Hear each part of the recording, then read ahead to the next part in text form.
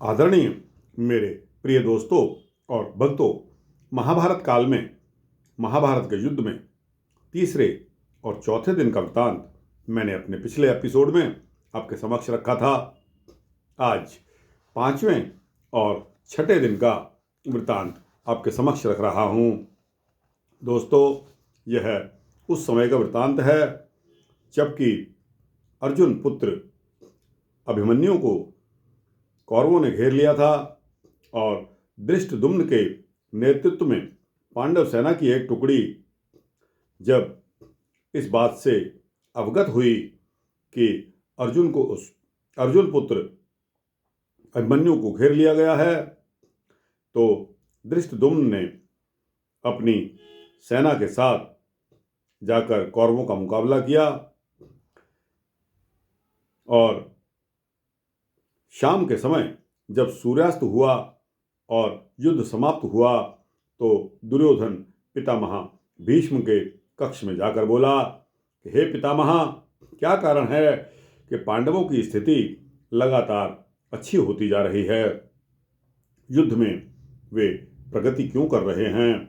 तब भीष्म पितामह ने उत्तर दिया कि क्योंकि वे धर्म के मार्ग पर चल रहे हैं।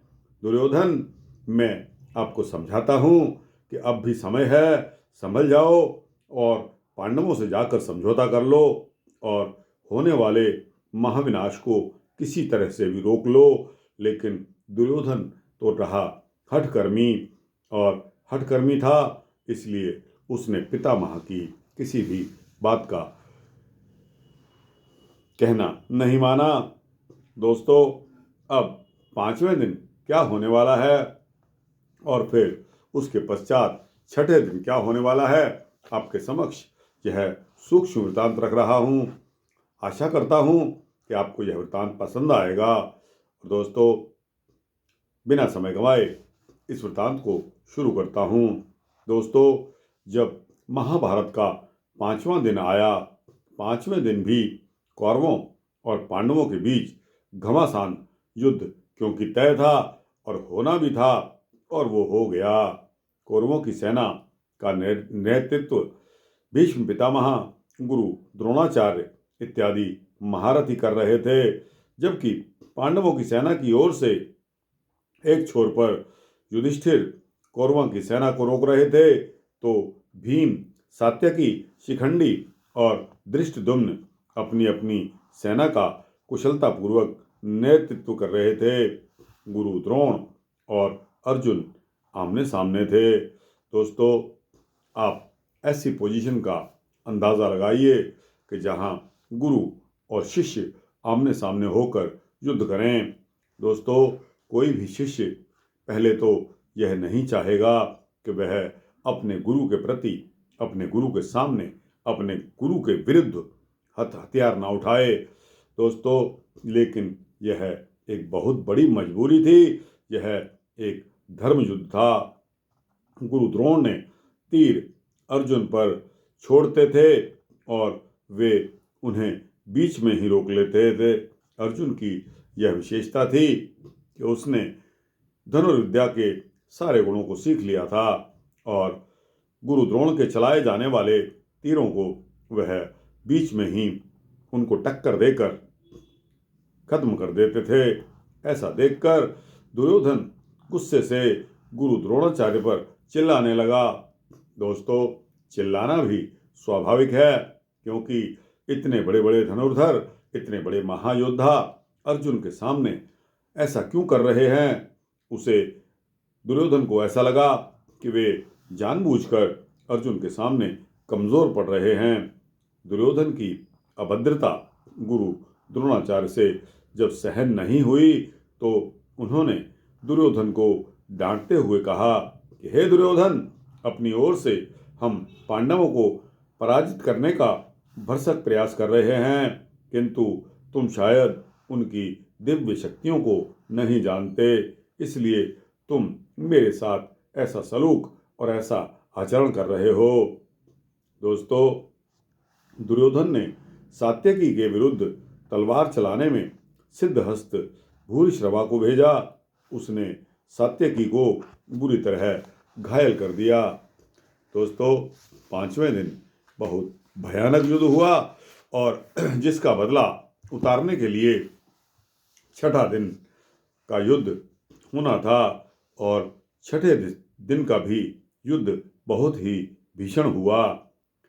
सुबह से ही युद्ध प्रारंभ होने के कुछ समय बाद ही जब गुरु द्रोणाचार्य का सामना धृष्टद्युम्न से हुआ, गुरु द्रोण ने धृष्टद्युम्न के सारथी को मार गिराया, क्योंकि वो पांचवें दिन से ही इतने गुस्से में थे क्योंकि द्रोणाचार्य ने उनसे अभद्र व्यवहार किया था और उनका गुस्सा आसमान पर बोल रहा था। जब धृष्टद्युम्न के सारथी को मार गिराया और उसका रथ भी तोड़ दिया, धृष्टद्युम्न तुरंत अपनी जान बचाकर अभिमन्यु के रथ पर सवार हो गया।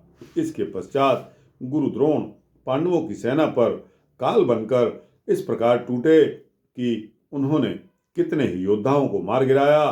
पांडवों भी कहाँ पर पीछे रहने वाले थे। वे कौरव सेना पर इस प्रकार टूट पड़े कि उन्होंने भी मार काट मचा दी। युद्ध भयंकर होता जा रहा था। भक्तों, दूसरी तरफ से भीम से युद्ध करते हुए दुर्योधन बुरी तरह घायल हो गया था और कृपाचार्य की सलाह पर वह अपना रथ लेकर युद्ध भूमि से बाहर जा चुका था। दोस्तों, दुर्योधन की हठ धर्मी और दुर्योधन का घमंड इतना था कि उसकी पीठ पर इतने बड़े बड़े महायोद्धा जो कि उसकी तरफ से युद्ध कर रहे थे, बेशक वह पांडवों के सामने, खासकर भीम और अर्जुन के सामने न टिक पाता हो, लेकिन उसकी महत्वाकांक्षा, उसके पिता राजा हैं, उसके पिता की, वह अपने पिता को जो भी बात कह देगा वह टाली नहीं जाएगी। तो दोस्तों, दूसरी तरफ जब भीम से युद्ध करते हुए दुर्योधन घायल हो गया बुरी तरह से और कृपाचार्य की सलाह पर वह अपना रथ लेकर युद्ध भूमि से बाहर चला गया। इसके पश्चात सूर्यास्त के साथ ही युद्ध समाप्ति के पश्चात उसने पुनः भीष्म पितामह से अपनी असहाय अवस्था का कारण जानना चाहा। दोस्तों, भीष्म पितामह एक ऐसे अजेय योद्धा थे जिनको हराना युद्ध में नामुमकिन था, लेकिन दुर्योधन को इतना विश्वास था कि भीष्म पितामह ही कुछ करिश्मा कर सकते हैं। इसलिए जब सूर्यास्त हो गया, युद्ध समाप्त हो गया, तो उन्होंने भीष्म पितामह से अपनी असहाय अवस्था का कारण जानने के लिए उनके शिविर में जा पहुंचे।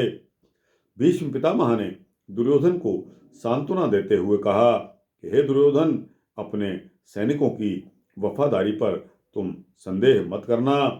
सभी अपनी पूरी ईमानदारी के साथ लड़ रहे हैं और युद्ध में हार जीत तो होती ही है। दोस्तों, इस प्रकार जब भगवान कृष्ण पांडवों का साथ दे रहे हों और भीष्म पितामह अंदर से धर्म की तरफ हों, बेशक अपनी प्रतिज्ञा के चलते वह हस्तिनापुर शासन के साथ बंधे हुए थे, लेकिन अंदर से वो नहीं चाहते थे कि मैं अधर्मी दुर्योधन और अधर्मी शासन का साथ दूं। दोस्तों, यह एक ऐसी अवस्था आ गई थी कि भीष्म पितामह ने अपने अगले जन्म के बारे में भी सोचना था, भगवान कृष्ण के बारे में भी सोचना था और धर्मज्ञ तो वो थे ही, लेकिन अपनी प्रतिज्ञा से बंधे हुए थे। यह कितनी बड़ी मजबूरी थी भीष्म पितामह के सामने, आप स्वयं हिसाब लगा सकते हैं। दोस्तों, यह पांचवें और छठे दिन का महाभारत का वृत्तांत मैंने आपके समक्ष रखा। आपको कैसा लगा? सूक्ष्म वृत्तांत अच्छा लगा हो तो इसको लाइक और शेयर करते हुए अपने दोस्तों, भक्तों, मित्रों, जिज्ञासुओं के समक्ष इसको अवश्य भेजना। दोस्तों, कमेंट्स बॉक्स में जाकर अपने कमेंट्स आपने इन दोनों पांचवें और छठे दिन के युद्ध से क्या अनुभव किया, क्या शिक्षा ली, या आपका क्या विचार है, कमेंट्स बॉक्स में जाकर इसको जरूर लिखना। और दोस्तों, इस चैनल को सब्सक्राइब कर देंगे तो आपको इसी तरह के सूक्ष्म भक्ति वृत्तांत मिलते रहेंगे। जय श्री कृष्ण, जय श्री राधे कृष्णा।